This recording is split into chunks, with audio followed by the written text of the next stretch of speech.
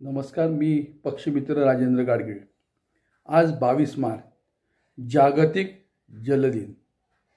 युनोने 22 मार्च 1993 साली जागतिक जल दिन साजरा करण्यास सुरुवात केली। म्हणजे हे आज 31वे वर्ष। या निमित्ताने मी तुम्हाला मेहरून तलावातील प्रदूषणाची एक व्हिडिओ दाखवित आहे। ती बघा, त्याच्यावर चिंतन करा आणि आज जे सरळ ड्रेनेजचं पाणी रोडवरून मेहरून तलावात सोडलं जात आहे ते प्रतिबंध करा म्हणून महापालिकेकडे मागणी करा आणि 95 पक्ष्यांचा अधिवास असलेला मेहरून तलाव वाचवा। धन्यवाद।